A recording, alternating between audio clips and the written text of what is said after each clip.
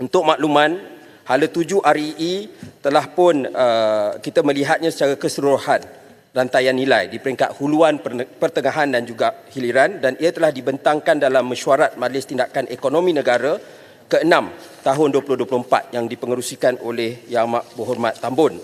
Dan kajian cadangan model perniagaan ataupun business model dengan izin untuk industri ini telah pun dilaksanakan oleh Akademi Sains Malaysia bagi melihat ekosistem industri ini.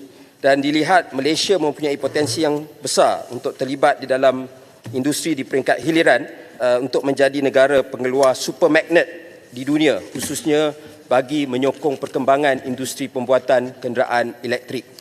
Namun ini memerlukan adanya industri pertengahan tempatan bagi memproses sumber mentah REE dalam bentuk Rare Earth Carbonates ataupun REC yang dihasilkan oleh lombong-lombong tempatan. Sememangnya bagi kita pengumuman yang dibuat di Australia itu dia memang kita sedia maklum sebelum ini, dan di peringkat Lynas sendiri kita memang ada perbincangan dengan mereka untuk soal pemprosesan REE tempatan.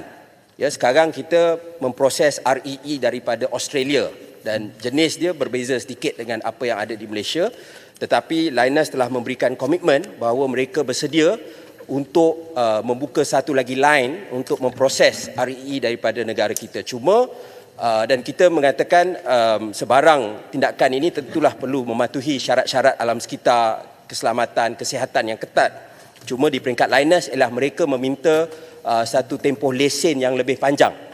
Dan itu kita sedang bincang dengan terbuka untuk dinilai. Ya, maknanya sebab bagi mereka nak buat perkara tersebut memerlukan satu pelaburan yang besar. Sekiranya mereka buka kemudian terpaksa ditutup dalam tempoh 2-3 tahun, maka itu tidak menarik.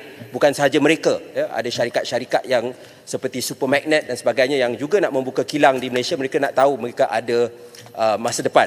Ya, sebab buat masa ini hasil produk daripada Lynas di Malaysia ini kita terima daripada Australia, kita proses, kita jual ke Vietnam, ke Jepun dan beberapa negara lain.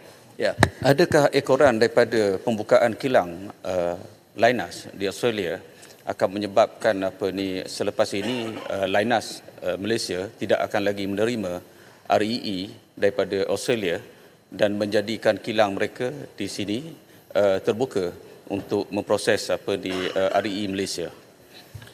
Butiran dia kena tanya kepada syarikat Lynas, tapi sebagaimana saya sedia maklum, ini adalah satu industri yang sangat kritikal kepada ekonomi dunia pada hari ini dengan beberapa ketegangan geopolitik yang kita tahu antara Barat dan China dan sebagainya. Jadi saya tidak melihat itu sebagai satu cabaran. Maknanya kalau buat masa ini mereka masih lagi berminat untuk teruskan, dan sebaiknya kita manfaatkan keberadaan Lynas di Malaysia ini juga untuk memproses REE daripada negara kita. Tentang soal kedua yang dibangkitkan tadi tentang syarikat pengumuman oleh MB Perak, memang kita ada terima maklumat tersebut. Bagi kita, kerajaan tidak terlibat secara langsung di dalam industri ini. Mana-mana syarikat yang mengatakan mereka boleh memproses dan sebagainya, itu ialah berdasarkan kemampuan dan keupayaan mereka. Ya.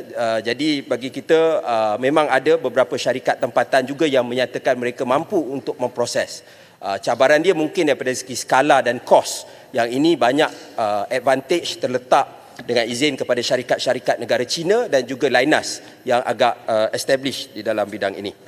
Saya juga berminat nak mengetahui pendirian ataupun stand Kerajaan Persekutuan berkaitan dengan REE ini. Oleh kerana sebagaimana Yang Berhormat pun sedia maklum bahawa REE ini adalah mineral yang terletak di bawah jurisdiction state government, di bawah enactment mineral dan sebagainya. Sejauh mana Kerajaan Persekutuan boleh memberi jaminan bahawa proses untuk ekstrak dan juga memproses REE ini akan diberikan ataupun dipermudahkan dari segi prosedur dan SOP sebagaimana disebut oleh Kubang Krian tadi kepada negeri-negeri ini, dan jaminan tidak ada campur tangan daripada Kerajaan Persekutuan yang tak sepatutnya di peringkat negeri itu. Terima kasih.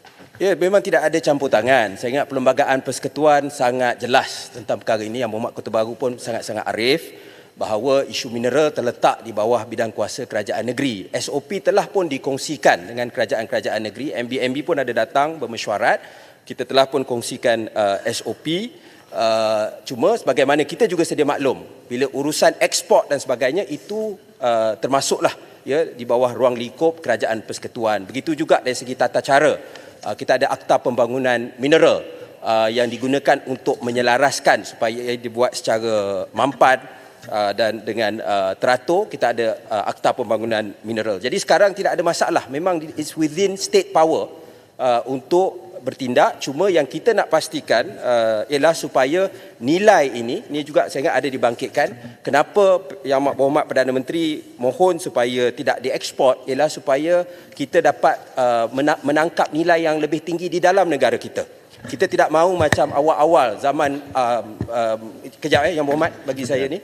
Kalau zaman awal-awal dahulu kita banyak lombong timah misalnya, kita terus proses dan terus hantar ke luar negara. Sedangkan kalau kita tengok pengalaman kita dengan industri minyak dan gas, di mana kita telah berjaya melahirkan satu industri oil and gas yang sangat ke depan. Dan ini telah menjadi satu kekuatan kepada negara kita. Jadi saya ingat itu hasratnya, tetapi kerajaan akan bertindak walaupun ada pelbagai juga dibangkitkan oleh beberapa yang berhormat nak buat Petronas dan sebagainya bagi REE tidak timbul sebab kita mahu menggunakan Akta Pembangunan Mineral dan juga Perlembagaan Persekutuan yang sedia ada. Ya, apa-apa pun kita akan go through Mineral Development Act 1994 dengan izin untuk kita tambah baik, tapi kita tidak berhasrat untuk membuat satu syarikat monopoli dan sebagainya. Jadi itu yang kita hasratkan. Dan buat masa ini untuk makluman Perak, sebab mereka merupakan lombong perintis untuk projek REE ini di Kenering, maka pada mulanya selepas sekatan diumumkan untuk ekspor, mereka meminta sementara nak cari pelabur. Sebab itu sekarang Perak juga berusaha nak dapat syarikat pemprosesan tempatan atau luar negara.